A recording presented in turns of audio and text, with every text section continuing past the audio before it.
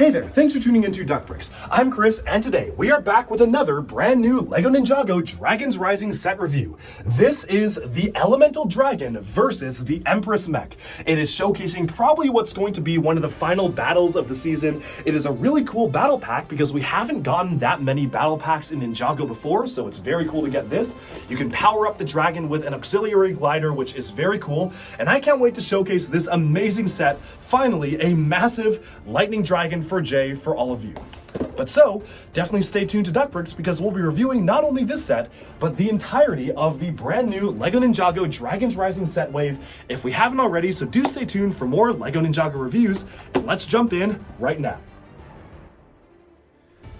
Alright, this is set number 71796, Elemental Dragon versus the Empress Mech. It comes with 1,038 pieces, retails for a rather high 130 US dollars, but a slightly more reasonable 105 euros. This is one of our first 2-pack battle sets in a while from Ninjago. Obviously with Ninjago we always usually get some sort of a battle in the box, where we have a massive hero thing and maybe a smaller villain thing, but at least with this they're trying to at least have some sort of a battle between them, even though the Lightning Dragon is obviously much larger than the villain mech. It comes with 6 minifigures, one of which is exclusive to the set in the form of this golden helmeted Imperial Royal Guard. The other minifigures are the 2 main villains for the wave, Lord Raz and Empress Beatrix, that is her mech right there, and as for the ninja team we have Jay and his Lightning Dragon, Zane, as well as new ninja team member Sora. I'm going to start off by taking a look at the minifigures. Now, I already did a mega review of every single one of the minifigures in this wave, so if you are interested, do go check that out. So I'll just be giving my brief thoughts here. Empress Beatrix is a really nicely detailed figure wielding that specialized new dual-molded sword, gun, holographic sword piece, which you can see can clip on in all sorts of different ways. Now, Empress Beatrix also is utilizing this nicely molded side hair piece, which allows you to be able to have her have 2 different expressions. So you have the very angry one and one that looks just more displeased in general.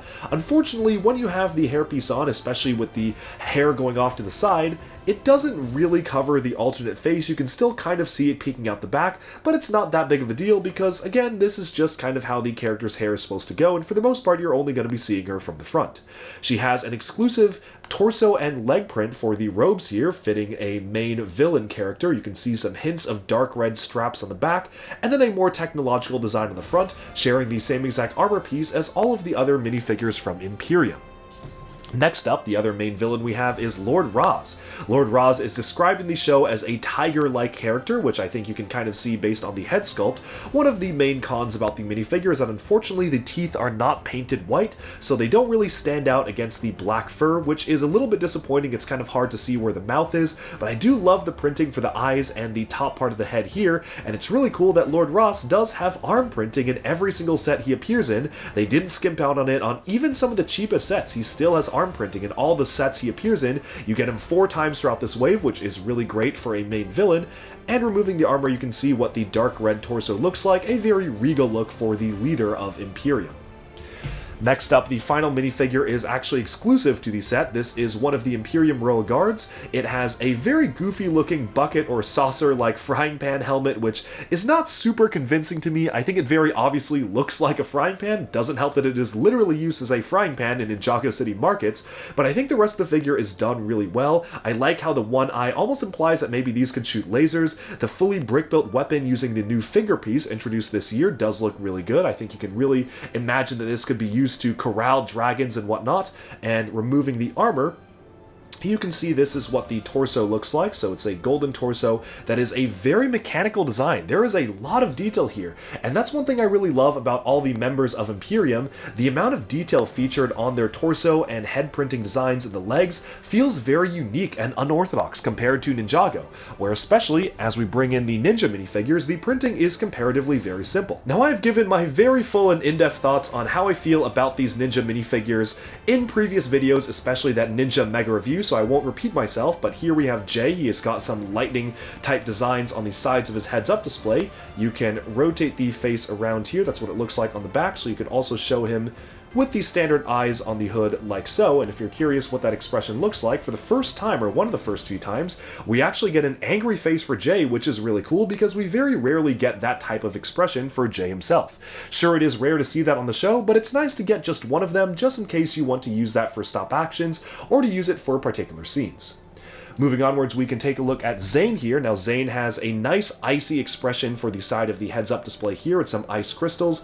Again, you can rotate that around so you can see the eyebrows right here. So if you want to display him with just the regular mask, and again, removing that, we can take a look at the expression. It's a very nice neutral expression for Zane. Not necessarily angry, not necessarily happy. He looks more dedicated or determined or concentrated, or maybe in the middle of computing something. Here you can see the outfit is very simple. You just have a nice azure color in contrast to the white, which is fitting with the simplistic designs of the rest of the ninja team to really make them stand out when compared to Imperium as very simplified, more traditional designs. Sora, on the other hand, the other member of the ninja team, does herself come from Imperium, so that's something I really find is interesting, how they have arm printing on the side of the arm to really reflect that Imperium color scheme, which is very cool. You have one expression that showcases the glowing eyes when she uses her elemental power, so you can see that's what that looks like here, and then another expression with just the standard one right here with a nicely new dual molded headpiece in coral and dark blue. I love the color scheme on this minifigure, and that logo is so much fun as well. But with that, we can just move the minifigures aside, because again, I have already given my full thoughts on the figures in the individual Mega Review, and we can take a look at the set itself. Now, for purposes of playing around with the set, I'm going to go ahead and place Empress Beatrix inside of her mech. I think it makes the most sense to actually have her be inside there while we're showcasing how this mech works, and I think that we probably should just start off with the mech itself. So let's set aside the Elemental Lightning Dragon and take a look at the mech. Now, Bionicle fans in the audience may feel like this is somewhat familiar or reminiscent of stuff we've gotten before. To me, this is a build that really reminds me of Rudaka. It is one of the first main female Bionicle / Ninjago villains, where we have a Ninjago villain here who is pretty much a brand new character with the mech that is specifically stylized to feel like it has a more female body shape with the side of the waist here and the hips, which I think is a really interesting way of doing things. They also have kind of tried to give her high heels, or as some other members in the community may say, combat boots, where you actually have this back of the heel being a little bit higher than the front foot, which I find very interesting that they actually plan to integrate that into the mech itself. Now, this is an asymmetrical build to allow you to really be able to play around with it and pose it in all sorts of different ways. First of all, you have a really nicely brick-built sword here. This is utilizing the Harry Potter glasses element from the Hogwarts Icon set, but I think it works really well as kind of an eye-like energy reactor inside the sword itself. You have a nice transparent orange blade here, which really does stand out for this type of villainous faction, and honestly, my only complaint here is that when you're trying to pose around the sword, it is really easy to pop the arm out of the socket, because this is the highest that the arm actually goes. Any higher, and it pops out. This could have probably been fixed if the ball joint was switched around, if maybe it was a ball joint instead of a socket. It definitely does feel a little disappointing that you can't really raise this up any higher, so I don't know, maybe there's a different way they could have done it where the building techniques would have worked out. Otherwise, this is pretty much somewhat limited in articulation because of that, which is admittedly a little bit disappointing. I was really looking forward to being able to swing the sword back and forth and go through all sorts of great slashing motions with it, and I'm sure it's going to look crazy cool in the show. But the thing is, you can't actually do that much with it because it is just restricted on this joint.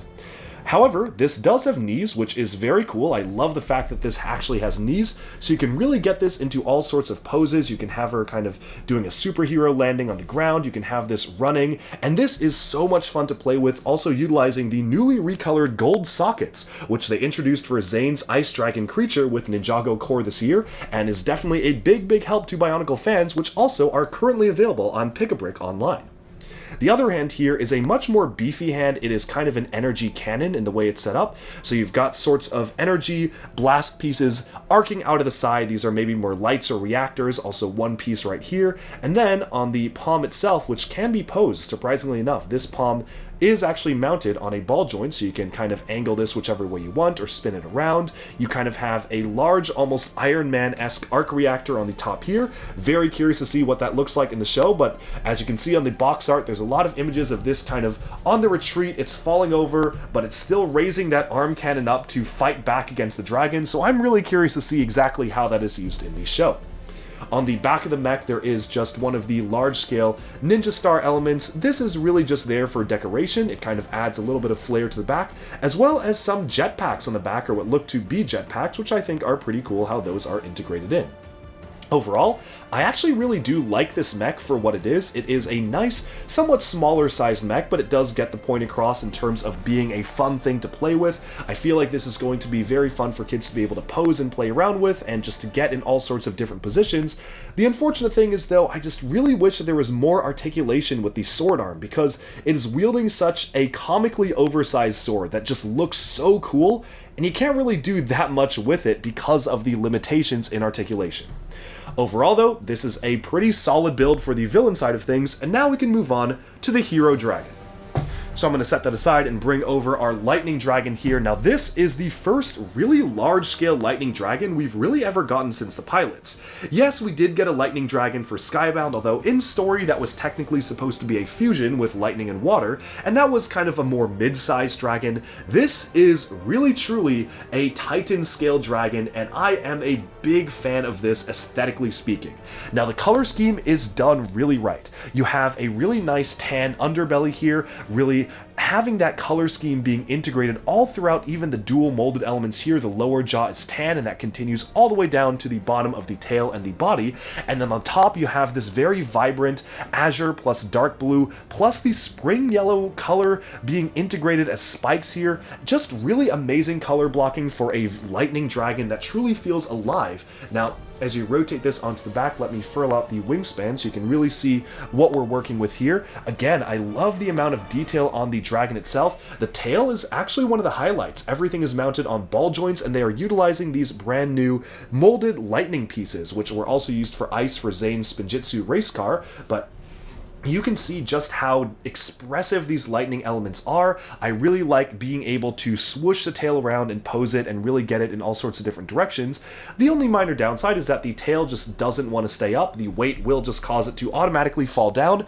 This is a problem that could have been easily fixed by the CCBS friction add-on piece, which unfortunately has now since been discontinued, which basically added a little piece of rubber in a socket to allow you to pose things more firmly and strongly, but it's not that bad. I mean, you can still have it rest on the ground.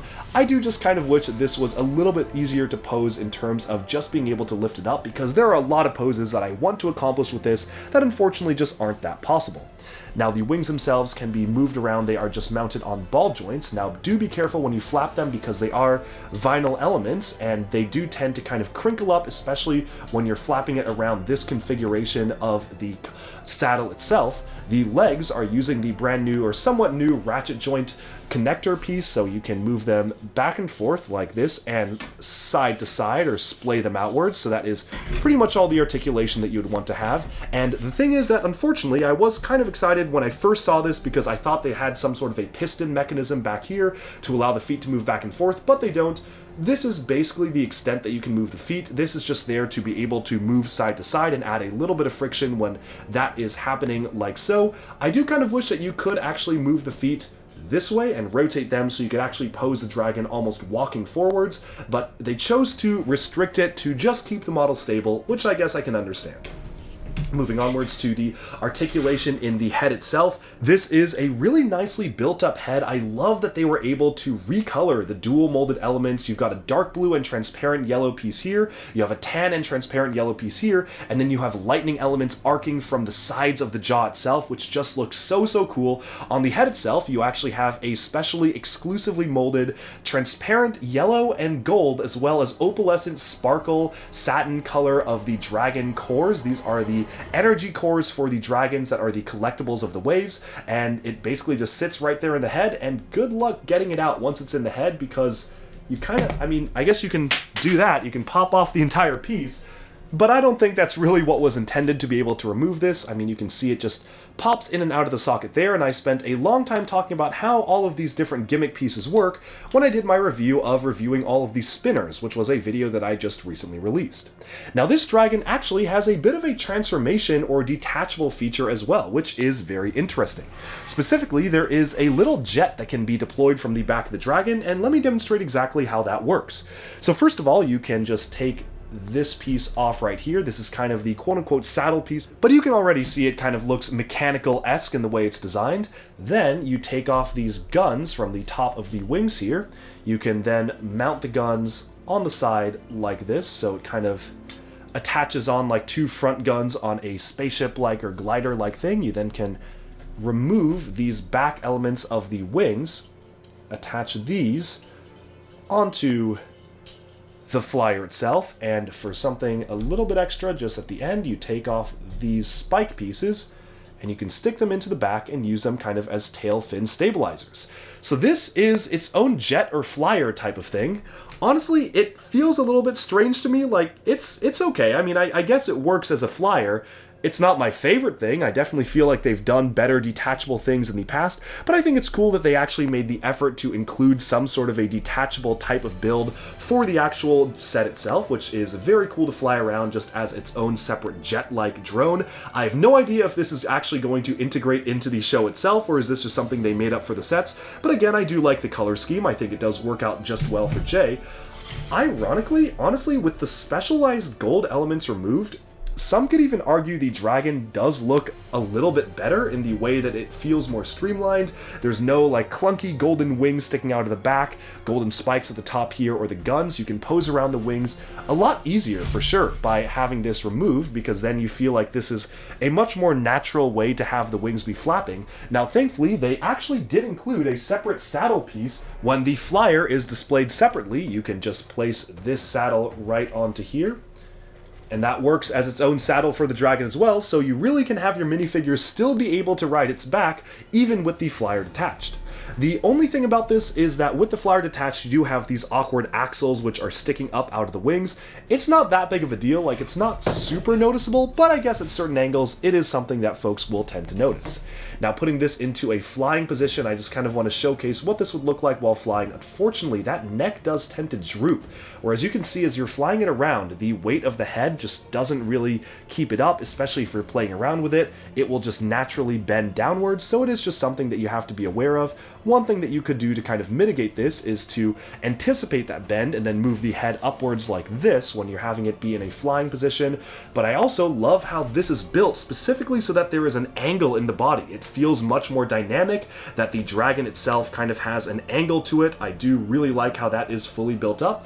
And overall, this is a really nicely built up dragon, and definitely one of my favorite, if not my favorite, lightning dragon that they've ever made for LEGO Ninjago.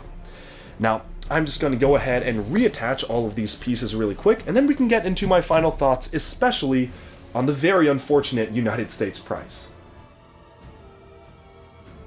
So here's the thing. This set, as a build, rocks. I really love the villain mech, I really love the dragon build. Are they perfect? Definitely not. There are a lot of flaws to these, like the lack of posability in this arm, the head drooping downwards. There's a couple of things in terms of the flyer feeling a little bit awkward, but all in all, these are really good builds. They are undeniably really solid LEGO builds. But here's the thing. You know what doesn't rock? The price. $130 puts this at a 12.5 price per part ratio, which usually I don't like using that metric because obviously there's a lot of other factors to consider, like large parts being included and different types of costs to make new molds and new prints. But $130 does not feel right at all for what you get, especially when you look at the regional price and realize it's only $105 in most other parts of the world, or 105 euros, which directly translates to 113 US dollars. So if this was closer to, say, 110 or 115 US dollars, I feel like that would even be a lot more palatable than the pretty egregious 130 that this is priced at. I love the set, I love the builds, but I simply cannot recommend it at such a high price, at least in the US. 105 is at least a little bit more palatable, but I feel like 100 is probably the most fair for a set like this. If this Ninjago set had come out just a year ago or a couple years ago, I'd be pretty confident in saying that it probably would be only around $100. You have a solid, maybe $20 at most villain build. Like, I would call this a $25 build, like 20-25. This feels like an $80 build, so 105 actually feels pretty okay. Like, $105 seems fine. 105 euros translates to $115, which already is pushing it, but 130, it just is not it. It's really a shame because I do feel like this is one of the strongest Ninjago sets we've gotten in a while build-wise. There are little complaints that I have about how everything is built. I like the posability on the mech, the aesthetics look so cool. I like the build of the dragon, the color blocking, the tan on the bottom, the dark blue armor, the azure underbelly, and as well as you've got the nice cool yellow scales. Everything comes together so well with the dragon itself. I'm a big fan of how this was done. But it's just the actual composition of the set does not feel like it's worth 130. Now, if this mech was much larger, if this mech was about the same height as the dragon, if this was a large-scaled mech, I could see it. I could definitely see 130. But for what it is, the price just honestly isn't there for me. And people might disagree on this, people might feel differently, people might think it's good value. I know a lot of folks in the comments have said, when I've talked about LEGO not having good value, there's a lot of reasons as to why maybe they would increase the prices. People talk about the price of plastic going up. I've heard comments about things that LEGO is generally just trying to make everything a little bit more expensive to readjust for inflation or whatnot. I don't know if I buy it. This just doesn't feel worth $130 to me. 100, yes. 105, probably. 115, maybe. 130, definitely not. And I really hope that this doesn't send the wrong message to LEGO that people do not want battle packs or kind of dual battle sets like this, because I think it's a really cool concept to have a villain build and a hero build, both of which are really solid. I would have wished that they were maybe equals a little bit more, but I think they're still both really solid builds. It's just the price that's the big turnoff on the set, and that is a bit disappointing because otherwise I think this build is really good. It's a bit of an odd issue because it's hard for me to praise a build so much, and I spent most of this review talking about how good the build is, and how much fun this was to play with, and how cool they look, and then to turn around and cap this off by saying, yeah, they look cool, but they're also stupidly overpriced. Not like egregiously overpriced, but it's not really within the realm of possibility for me. It's a little bit unfortunate, and I definitely do hope that LEGO does learn from this and learn the right lessons, that they definitely need to charge products more fairly, and I'm really curious to see how this set performs, because I think this will really be able to influence how LEGO handles pricing their sets in the future. But those are just my thoughts, and definitely do let me know in the comments if you agree or disagree. I definitely feel that this wave of Ninjago has been a strangely mixed one, at least in terms of price and value. Usually Ninjago has been a bastion among LEGO's product portfolio for giving us incredible sets and incredible prices.